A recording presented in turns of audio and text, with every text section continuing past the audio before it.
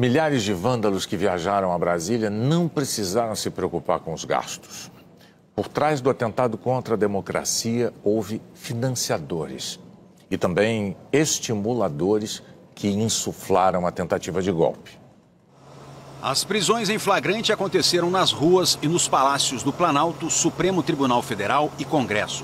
Essas imagens mostram policiais militares prendendo e algemando os golpistas dentro do Planalto. Segundo a Polícia Civil, ontem, 300 terroristas foram detidos e identificados. 209 ficaram presos depois de autuados e devem responder por crimes como golpe de Estado, dano a bens públicos, lesão corporal, associação criminosa e porte de arma.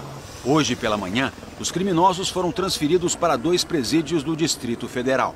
No Congresso, a Polícia Legislativa prendeu 44 golpistas, 39 no Senado e 5 na Câmara. Eles passaram a noite detidos no próprio Congresso. Ao longo do dia, também foram transferidos para os presídios. E os investigadores seguem em busca de outros criminosos. Imagens de câmeras de segurança da esplanada dos ministérios, de drones da polícia, além de vídeos divulgados pelos próprios invasores, estão sendo usados para reconstituir a ação e identificar um a um os autores. Os golpistas usaram amplamente aplicativos de mensagens para convocar para o movimento terrorista. Diversas imagens capturadas em grupos bolsonaristas mostram como eles articularam a ação de ontem em Brasília e comprovam que os ataques foram premeditados. Uma das mensagens diz: tomada de Brasília. Logo em seguida, os autores escreveram: não há previsão de data de retorno.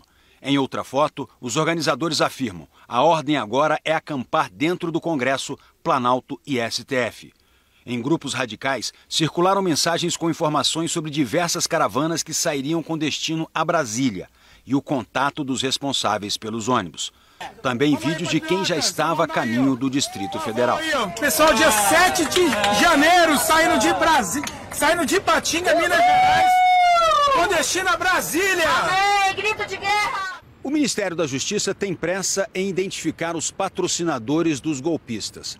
A TV Globo apurou que, nos depoimentos, presos afirmaram ter recebido financiamento para participar dos ataques em Brasília e que, em muitos casos, o patrocínio veio de estados onde eles não moram, como Pará, Rondônia e Mato Grosso. Nos depoimentos, alguns dos presos contaram que as ofertas de dinheiro para participar dos atos de vandalismo foram feitas em grupos de aplicativos de mensagens. A TV Globo teve acesso a um desses depoimentos. O preso contou à polícia que veio de Campo Grande, Mato Grosso do Sul, numa caravana com pessoas de diversas cidades, sendo que não foi cobrada a passagem. Na decisão em que afastou o governador Ibanez Rocha, o ministro Alexandre de Moraes já havia mencionado a importância de se identificar e processar os financiadores dos atos terroristas. A história mostra que é uma estratégia eficiente. O ministro da Justiça, Flávio Dino, disse hoje que mais de uma dezena de mandados de prisão foram expedidos contra os golpistas, incluindo possíveis patrocinadores. A Polícia Federal identificou financiadores em ao menos 10 estados. Não é possível ainda distinguir nitidamente responsabilidades quanto ao financiamento. O que é possível afirmar cabalmente é que havia financiamento. Nós temos a relação de todos os contratantes dos ônibus. Todas essas pessoas serão chamadas a prestar esclarecimentos, porque são pessoas que contrataram ônibus que não eram para excursões turísticas. O que eu posso acentuar, frisar, realçar, é que seja quem for os financiadores, eles serão chamados à responsabilização penal e civil. O ministro da Justiça disse que, além do inquérito das fake news e dos atos antidemocráticos, outros 3 serão abertos no Supremo Tribunal Federal sobre as invasões ao Palácio do Planalto, ao próprio STF e ao Congresso. Serão 3 inquéritos conduzidos pela Polícia Federal e, no curso desses inquéritos, que haverá a investigação sobre os financiadores, sobre os instigadores, sobre os autores intelectuais e haverá, como mencionei há pouco, eventualmente novos pedidos. Aí não mais de prisão em flagrante. A situação de flagrância se esgotou. E agora nós estamos tratando de outros 2 tipos de possíveis prisões. Prisões temporárias, que são prisões para aprofundar as investigações, 5 dias a princípio, ou prisões preventivas, para garantia da ordem pública e assegurar o cumprimento da lei penal.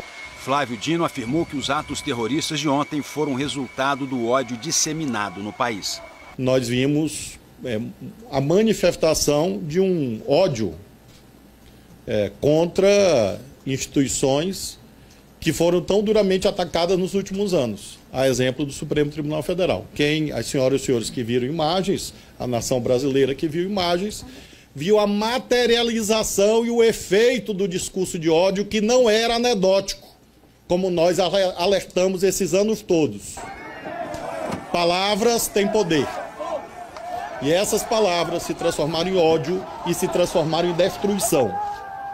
Mas esta é outra cadeia de responsabilidade que não é propriamente jurídica ainda, que é uma responsabilização política.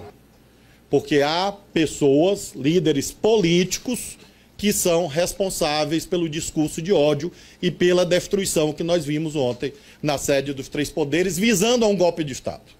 Em entrevista à Globo News, o secretário nacional de Justiça, Augusto de Arruda Botelho, disse que os golpistas produziram provas contra eles mesmos e que até às 3 da tarde de hoje, o governo já havia recebido mais de 30 mil denúncias sobre financiadores, organizadores e participantes dos atos golpistas. Nós estamos numa situação bastante atípica, em que aquelas pessoas que praticaram uma série de crimes gravíssimos, a imensa maioria dessas pessoas acabou produzindo provas contra si mesmo, né? Porque fizeram gravações, publicações ao vivo, lives enquanto praticavam os crimes e, inclusive, toda a questão que envolveu o financiamento e o dinheiro, optaram por publicizar isso. Portanto, nesse momento, a investigação, tanto da Polícia Federal, quanto através dos canais de denúncia que foram aqui iniciados no Ministério da Justiça e também na Polícia Federal, estão partindo inicialmente dessas imagens produzidas pelos próprios criminosos, mas também por uma investigação normal através do serviço de inteligência e das equipes da polícia que estão trabalhando. Quai, seu app de vídeos curtos.